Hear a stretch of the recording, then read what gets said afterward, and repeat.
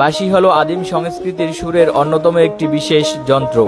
এই বিশেষ বাদ্যযন্ত্রটি চিকন বাঁশ অথবা নলা বাঁশ দিয়ে তৈরি করতে হয়। বাঁশি তৈরির জন্য চিকন বাঁশ করাত দিয়ে সাইজ অনুযায়ী কেটে নিতে হবে। চীনের চেচিয়াং প্রদেশের একটি জাদুঘরে এখনও ৭,০০০ বছর পুরানো বেশ কিছু হাড়ের বাঁশি রয়েছে।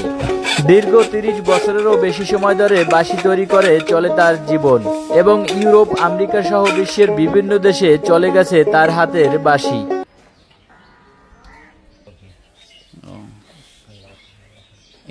বাঁশিতে রং করা হচ্ছে? জি জি, এটা খালি যে মাটিটা লাগাইতেছি। রংটা করেন কি দিয়ে?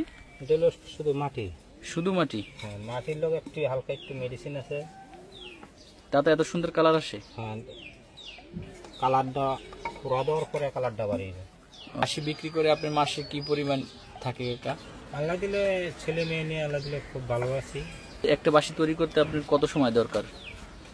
এটা তো এরকম হিসাব করি নাই খাতা কলমে, মনে করেন তারপরেও ভালো সময় লাগে একটা বাঁশি।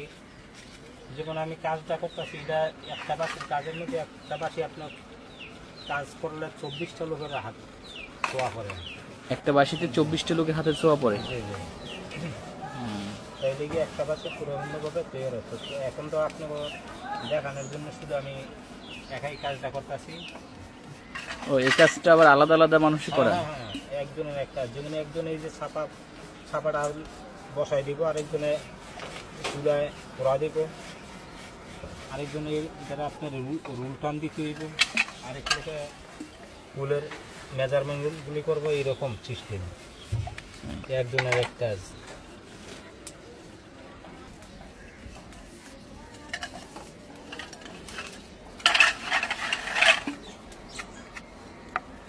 হাতে কত প্রকারের বাঁশি তৈরি হয় কাকা?